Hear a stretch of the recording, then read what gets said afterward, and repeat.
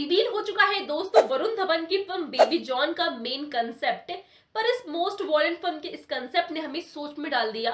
अब ये समझ में नहीं आ रहा है कि फिल्म का टिकट निकाले भी या फिर नहीं। अब आप भी सोच में पड़ गए ना कि ऐसा सब कुछ हम क्यों बोल रहे हैं। तो आइए बताते हैं आपको। दरअसल करण जौहर के लाडले स्टूडेंट कहलाए जाने वाले वरुण धवन की अपकमिंग फिल्म बेबी जॉन गपशप का टॉपिक बन चुकी है, जो कि अच्छा है। पर पता नहीं भाई कौन है वो जो उस फिल्म से जुड़ी अंदर की बातें बाहर लाकर सारा मजाक किरकिरा कर रहा है। खैर जो भी हो, पर इंस्टाग्राम पर एक पोस्ट शेयर किया गया है जिससे कि ये मालूम चल रहा है कि बेबी जॉन ये एक वुमेन ट्रैफिकिंग पर बेस्ड फिल्म होने वाली है। यानी कि वरुण धवन मैं तेरा हीरो बनते हुए ना इस वुमेन ट्रैफिकिंग मिशन को सुलझाते हुए सबके सुपर हीरो बनने जा रहे हैं। वैसे इनके सुपर हीरो बनने से हमें कोई ऐतराज नहीं है, बट वुमेन ट्रैफिकिंग ये कंसेप्ट कुछ नया भी तो नहीं है। मतलब देखिए, पहले हम ये जान लेते हैं कि वुमेन ट्रैफिकिंग पर बेस्ड इससे पहले कितनी सारी फिल्में बनी हैं। तो उसमें नंबर 1 है फिल्म लक्ष्मी। तो अभी अगर आप ये सोच रहे हैं ना कि ये अक्षय कुमार वाली लक्ष्मी फिल्म है, तो ऐसा नहीं है। ये सिंगर मोनाली ठाकुर की 2014 की फिल्म लक्ष्मी है, जिसमें एक 13 साल की बच्ची को किडनैप करके उसे फोर्सफुली एक प्रोस्टिट्यूट बनाने का प्लान बनाया जाता है, जिससे बचने के लिए लड़की का स्ट्रगल शुरू होता है। तो हीरोइज्म और अनटोल्ड करेज को दिखाने वाली इस फिल्म में एक ह्यूमन ट्रैफिकिंग वाला एंगल भी मौजूद है। इसके बाद नंबर 2 पर है गंगूबाई काठियावाड़ी। तो अगर आप आलिया भट्ट की इस फिल्म में देखोगे तो उसमें भी लड़कियों को फोर्सफुली तवायफ बनाने की कोशिश की जाती है, जो ट्रैफिकिंग वाले एंगल को कुछ हद तक हाईलाइट करती है। तो देश में चल रही इस तरह की ब्रूटल रियलिटी को सेंटर बनाकर इसमें हार्ड हिटिंग तरीके से दिखाया गया है। इसके बाद इस कैटेगरी का सबसे बड़ा एग्जांपल माना जाता है रानी मुखर्जी की मर्दानी को, जिसमें कि वो शिवानी रॉय नाम की एक लेडी कॉप बनी है और इसमें उनका मिशन होता है चाइल्ड ट्रैफिकिंग के मास्टरमाइंड को ढूंढना, जिसमें टीनेज गर्ल्स को किडनैप करके उसमें ये ट्रैफिकिंग वाला एंगल मौजूद होता है।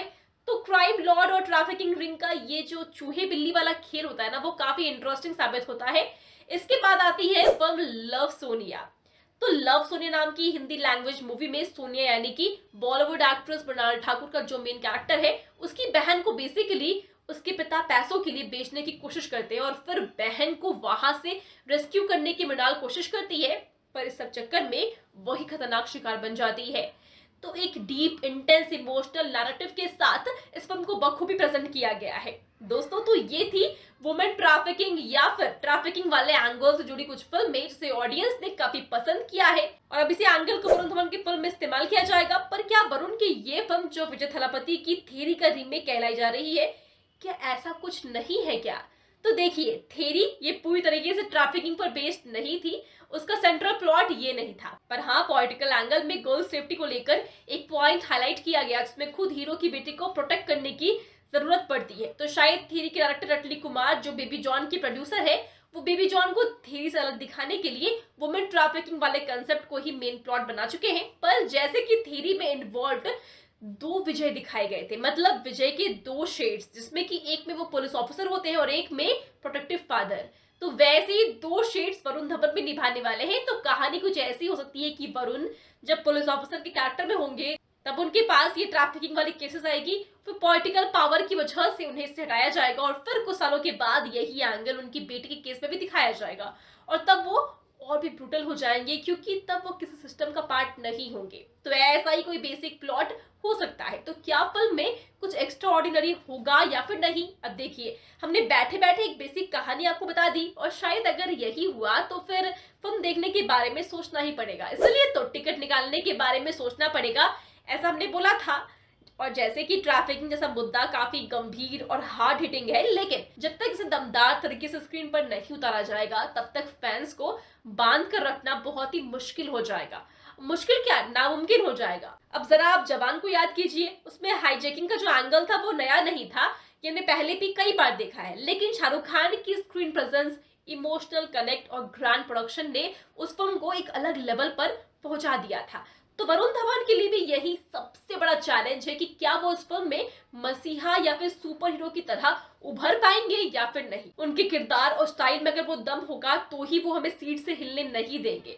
और क्योंकि फिल्म का जो कंसेप्ट है वो रिपीटेटेड है, तो उसमें कुछ वाव फैक्टर्स नहीं होंगे, कुछ भी इमोशनल चीजें नहीं होंगी, पोटेंशियल उतना नहीं होगा। अगर ये इम्पैक्टफुल नहीं हुआ तो फिर बहुत ही मुश्किल हो जाएगा इस फिल्म का चल पाना। तो वरुण धवन के कैरेक्टर प्रेजेंटेशन, डायरेक्शन और स्टोरी यूटिलाइजेशन पर ना सब कुछ डिपेंड करता है कि कैसे वो इस फिल्म को एक्स्ट्राऑर्डिनरी बनाते हैं। और बेसिकली यहाँ अब वरुण के पोटेंशियल का टेस्ट होने वाला है, जैसे कि समझ में आएगा कि वो इस फिल्म को एक्स्ट्राऑर्डिनरी बना पाते हैं या फिर नहीं, और कुछ क्राउड पुलिंग देते हैं या फिर नहीं। पर ये सब तो अब फिल्म की रिलीज के बाद ही मालूम चलेगा ना, पहले कुछ समझ में थोड़ी ना आता है। पर क्या आपको लगता है कि वरुण धवन की ये फिल्म कुछ एक्स्ट्राऑर्डिनरी कर पाएगी या फिर ओके ओके बनकर रह जाएगी?